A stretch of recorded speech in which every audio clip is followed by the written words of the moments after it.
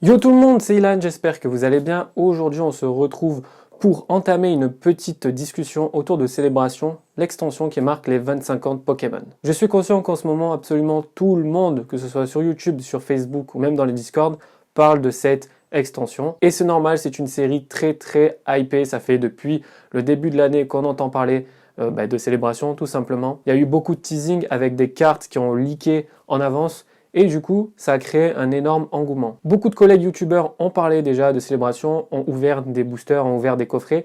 Je vais essayer d'aborder le thème un peu différemment et on va essayer de traiter plusieurs petits sujets. Je vous invite vraiment à débattre dans les commentaires pour me donner votre point de vue sur ce que je vais dire, me donner votre point de vue sur cette extension. Allez les gars, c'est parti.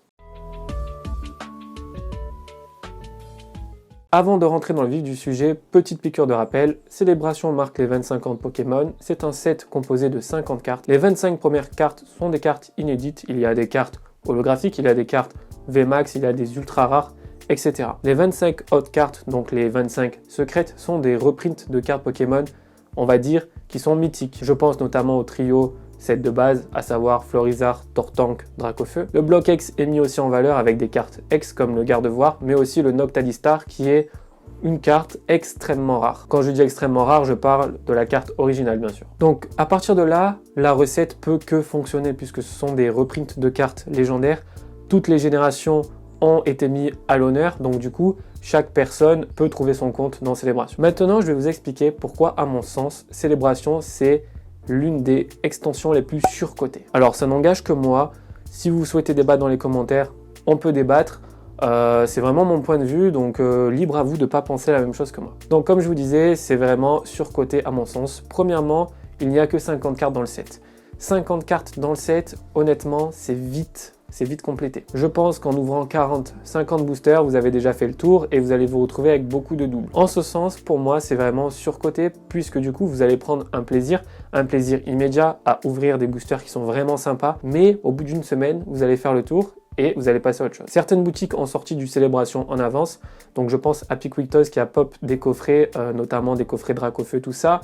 Donc certaines personnes ont pu avoir la chance d'en choper et de les revendre instantanément ou de les ouvrir. En termes de revente, ceux qui ont revendu, vous avez bien fait, puisque du coup, la sortie officielle est le 20 octobre et du coup, il y aura beaucoup de stock dans les magasins. Donc qui dit beaucoup de stock dit une forte offre, peut-être une demande modérée, ce qui signifie qu'au final, du coup, tout le monde peut en avoir pour un prix relativement bas. En ce sens, c'est surcoté, puisque du coup, tout le monde s'est rué dessus à payer des sommes complètement folles pour obtenir des coffrets, alors qu'il suffisait d'attendre une semaine. Beaucoup de youtubeurs ont fait des vidéos à ce sujet en vous expliquant que acheter des cartes avant la sortie officielle, c'est vraiment une très mauvaise idée, et puis on le voit tout simplement, Dracofeu se vendait autour de 250 €. Aujourd'hui, on peut le retrouver à 80 €. Ça, c'est normal, c'est vraiment, ça fait toujours ça quand il y a une extension qui sort. Les cartes au début sont très chères, puis quand il y a une sortie officielle avec une plus grande offre, du coup les prix diminuent tout simplement. Pourquoi c'est surcoté aussi? C'est parce que le taux de drop est tout simplement insane. Alors ça revient un petit peu à ce que j'ai dit tout à l'heure, mais vous allez ouvrir 2 boosters et vous allez trouver Dracofeu, puis le booster d'après vous allez trouver Noctalistar, le Mew brillant, le Mew Shiny Gold. Donc ce que je veux dire par là, c'est que le taux de drop est vraiment bien, ce qui signifie que même vous n'avez même pas besoin d'acheter des cartes à l'unité, il suffit de trouver des coffrets et ouvrir. Donc en ce sens, il n'y a pas vraiment une carte qui sort du lot, qui est extrêmement dure à trouver tout simplement. Le Noctalistar est la carte la plus chère et elle se vend 110 €.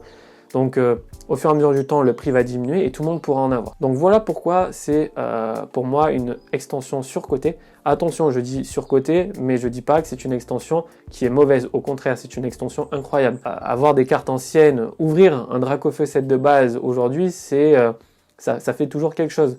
Donc c'est vraiment une très belle extension, mais voilà, pour moi c'est surcoté. Un autre point important aussi, et ça n'engage que moi, c'est un petit peu ce que je ressens, mais est-ce que tomber sur un Noctalistar, tomber sur un Magikarp brillant, tomber sur un Dracofeu, un Florizarre, est-ce que ça diminuerait pas l'attrait qu'on a pour les cartes originales? Est-ce que si vous trouvez un Magikarp brillant, magnifique et tout, de Néo Révélation, est-ce que vous dites pas, ouais, mais est-ce que je vais l'acheter? Je l'ai déjà dans les 25 ans de Célébration. Vous voyez ce que je veux dire? Peut-être que ça contribue aussi à diminuer le capital sympathie des cartes originales. Ça à voir. Moi, je sais que le Noctalistar du fait qu'on le voit beaucoup, du fait que l'holographisme est pas ouf, on dirait l'holographisme de McDo, ben voilà, peut-être que je perds un peu d'attrait sur la carte originale et peut-être que si jamais j'ai la chance, je m'orienterai plutôt vers le Mentalistar. Donc voilà, ça c'est mes arguments pour vous dire que Célébration est selon moi surcoté. Dites-moi dans les commentaires ce que vous en pensez. Maintenant, nous allons aborder le point de l'investissement sur Célébration. Je vais vous expliquer, selon moi, pourquoi c'est pas vraiment la meilleure chose à faire pour investir sur le long terme. Déjà, on va partir de l'idée que ce qui compte le plus, c'est la rareté à la popularité. Est-ce que Célébration, c'est populaire? Oui. Est-ce que c'est rare en ce moment? Pas trop. Donc si vous voulez investir dans Célébration, je vous conseille vraiment de vous orienter vers des items de la collection qui sont rares. Par exemple, je ne vais pas vous conseiller d'investir dans les coffrets avec 4 boosters et 2 boosters Reine de Glace, tout ça. Pourquoi? Parce que c'est des coffrets qu'on retrouve beaucoup en grande surface, c'est des coffrets qui seront sûrement réédités si jamais il y a un restock. Et donc du coup, c'est des coffrets que tout le monde va avoir tout simplement chez soi. En revanche, si vous prenez des coffrets un petit peu plus exclusifs, je pense à l'ETB rien que par exemple l'ETB. L'ETB, c'est un item qui est déjà extrêmement beau. C'est un item qui a un super ratio de boosters à l'intérieur. Je crois qu'il y a 10 boosters Célébration et 4 boosters normaux. Donc ça, c'est cool. Vous avez une carte Star qui est une promo et vous avez d'autres goodies. Le fait d'acheter une ETB, ça vous garantit, on va dire, un petit peu de rareté. C'est pas l'item le plus rare, mais c'est l'item le plus rare des moins rares, entre guillemets. Je pense qu'une ETB sera beaucoup plus performante sur le long terme qu'un coffret basique. Pourquoi? Déjà, il y aura sûrement moins de restock, moins de réimpression. Les ETB, comme tous les autres coffrets, ont des goodies. Avoir des goodies impacte Pokémon Company qui doit faire appel à plusieurs fournisseurs, à plusieurs chaînes de production. Donc, faire un grand process de réimpression sous-entend que Poké Company doit appeler plusieurs fournisseurs, que tout le monde doit se mettre d'accord et du coup, ça rajoute des étapes sur la chaîne de logistique. Un coffret lambda, il y a juste à réimprimer le coffret, mettre la carte promo que Poké Company a en sa possession, et puis voilà, basta. Les items plus recherchés, c'est plus compliqué, donc moins de restock, moins de réimpression. Maintenant, on va parler de rareté. Regardez bien ce que je vais vous dire. Les ETB Destined Occultes, ça se vend entre 140 et 150 € aujourd'hui. Dedans, vous avez 10 boosters, une carte promo et des goodies. Ok, maintenant vous prenez le coffret Rayquaza GX Shiny, il y a 8 boosters, 2 cartes promo, le coffret se revend entre 300 et 350 €. En fait, ça s'explique tout simplement, même s'il y a un meilleur ratio, même s'il y a des meilleurs, on va dire, plus de boosters dans les ETB, le coffret est beaucoup plus rare, donc le coffret sera du coup plus cher tout simplement. C'est pour ça que je vous dis de privilégier vraiment la rareté à la popularité. Donc mon premier conseil, c'est de ne pas acheter des coffrets dans l'optique de se dire « Oh, je vais ressortir dans 10 ans pour les vendre ». Certes, vous allez faire un petit bénéfice, mais sachez que vous n'êtes pas le seul. Il y aura des milliers de Français qui auront fait la même chose que vous. Donc si ça ressort à un moment donné sur le marché, les prix vont forcément diminuer. Donc premier item à acheter, c'est l'ETB. Pour moi, c'est l'item le plus rare des moins rares. C'est un item qui est magnifique, super beau à entreposer chez soi et c'est un item qui va performer sur le long terme. Le deuxième coffret à prendre, c'est le coffret avec la figurine Pikachu. À mon sens, c'est un super coffret, même si en réalité, je le trouve pas ouf. Comme disait Kibiki dans une de ses vidéos, il y a vraiment un espace vide au milieu et ça, c'est pas ouf à regarder. Mais c'est un item rare, dedans il y a des boosters et surtout il y a un goodies qu'on n'a pas l'habitude de voir, c'est une petite figurine de Pikachu VMAX. Ça, c'est un item qui peut vraiment bien se revendre sur le long terme, puisque tout simplement, c'est des items rares. Je sais que les boutiques en ont pas des masses. C'est un item qui sort du commun, il est gros, il a un format différent, il y a des boosters à l'intérieur, que ce soit Célébration ou d'autres, et il y a cette petite figurine ainsi que 2 cartes promo. Franchement, c'est un bel item, ça coûte pas autant cher, ça coûte limite le même prix qu'une ETB, il me semble, et je pense que sur le long terme, ça peut vraiment bien se revendre.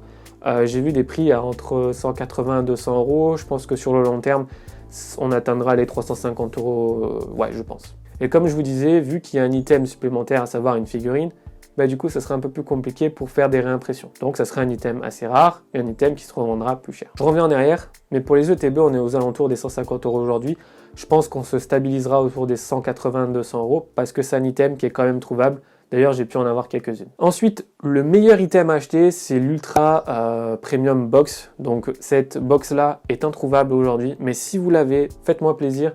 Si vous partez, bien sûr, dans une optique d'investissement sur le long terme, puisque là, on parle vraiment de l'investissement, gardez-la, ne l'ouvrez surtout pas. C'est un item qui va coûter extrêmement cher plus tard. C'est un item rare avec des cartes à l'intérieur qui sont insane, des cartes dorées. C'est vraiment magnifique. Vous avez beaucoup de goodies. La boîte est superbe. C'est un item magnifique, c'est l'un des plus beaux items qui est sorti récemment sur Pokémon, donc je vous conseille vraiment de le stocker, de le garder sur le long terme. Mes estimations, je suis pas devin, mais vu l'item, je pense que dans 5 ans, ça fera x4, x5 en termes de prix. Parce que c'est tout simplement magnifique, il y en aura très peu sur le marché, je pense pas qu'il y aura de restock, donc voilà, ça fera un petit peu comme le coffret Rayquaza, un item super rare, super magnifique, ça veut rien dire, mais voilà, un méga beau item, et je pense que ça fonctionnera bien sur le long terme. À ce sujet, je sais que King Jouet en a reçu certains, donc allez voir vos King Jouet dans votre ville. Souvent, ce genre d'item n'est pas mis en rayon parce que ça créerait la cohue tout simplement dans la boutique, c'est plutôt mis derrière dans les stocks, donc demandez bien à l'accueil. Souvent ce sont des items qui sont réservés pour les meilleurs clients, donc voilà, c'est vraiment the item à avoir. Pour terminer cette partie investissement, je vais vous parler de la Display Mini Tin, qui est pour moi un item entre les deux. C'est un super beau item, franchement la display est magnifique, les couleurs sont belles, c'est l'une des plus belles displays Mini Tins qui est sortie récemment. C'est vraiment pas mal, il faut savoir que dans une Mini Tin, il y a 3 boosters, 2 célébrations et un reine de glace ou un style de combat, je ne sais plus. Donc c'est vraiment pas mal. C'est pas mal parce que c'est un bel item qui est compliqué à trouver scellé. Donc si vous voulez le garder sur le long terme, c'est pas mal pour la revente. Mais c'est aussi un super item pour ouvrir parce que si vous faites le ratio prix nombre de boosters, vous êtes gagnant par rapport aux autres items. Seul petit défaut, je sais pas si c'est encore le cas, mais dans mes souvenirs sur Destiny Radieuse, les boosters étaient vraiment serrés à l'intérieur des petites box et du coup parfois il y avait des cartes pliées. Là je sais pas si c'est le cas, si ça a été arrangé, mais voilà, c'est vraiment le meilleur ratio qualité, le meilleur ratio prix et ouverture de booster tout simplement. Si vous avez une Display Mini Tins scellée, gardez-la, franchement ça peut être super cool d'avoir ça sur le long terme, c'est un bel item. Si vous souhaitez vraiment ouvrir du célébration à tout prix, ce que je vous conseille c'est soit d'acheter des Mini Tins à l'unité, soit d'ouvrir des coffrets, les Nymphalie obscures, le Dracofeu, l'Ansorien, tout ça, parce que c'est vraiment l'item qui a le plus sur les marchés tout simplement. Si vous avez des ETB et d'autres coffrets premium, gardez-les en stock parce que c'est vraiment pas rentable d'ouvrir ça, vaut mieux les garder pour soi, et si jamais vous voulez une carte promo, par exemple le Amphinobistar, achetez-le à l'unité. Voilà les gars, j'ai fait le tour de la question au sujet de célébration, j'espère que vous avez apprécié cette vidéo, c'est un petit débat, talk, discussion, ce que vous voulez. J'ai pas l'habitude de faire ce genre de vidéo, je trouve ça sympa, je vous donne mon point de vue, vous me dites dans les commentaires ce que vous en pensez. Moi je vous pose simplement une question, est-ce que vous trouvez célébration surcotée? Est-ce que selon vous d'ici un mois, vous souhaiterez toujours posséder du célébration? Est-ce que dans 3 ans, ça vous intéresserait d'ouvrir du célébration? Voilà, essayez de me répondre à ces questions, parce que je me pose vraiment des questions à ce sujet. Je vois qu'il y a un énorme engouement, mais voilà, est-ce que c'en est pas un peu trop? Est-ce qu'on va pas vite passer à autre chose rapidement? 50 cartes, c'est pas grand-chose. Les stocks, vous pouvez en trouver facilement. Les prix vont diminuer, mais considérablement. Donc, s'il vous plaît, n'achetez pas forcément des cartes à l'unité à un prix trop élevé. Noctalistar, ça va diminuer. Dracofeu, ça va diminuer. Donc, attendez un petit peu. Et donc voilà, j'espère que vous allez débattre dans les commentaires. Ça m'intéresse vraiment d'avoir votre point de vue à ce sujet. J'espère que cette vidéo vous aura plu, c'est vraiment nouveau, donc voilà, vous me dites aussi dans les commentaires ce que vous en pensez. Je vais essayer d'aborder sur YouTube des sujets un petit peu différents, je vais essayer de parler d'investissement. Ça fait presque 1 an que je me suis remis dans la collection, j'ai pu voir un petit peu le marché, comment évoluer, et j'aimerais bien faire des vidéos à ce sujet. Je pense que ça peut être intéressant, on va parler vraiment d'investissement vraiment ciblé.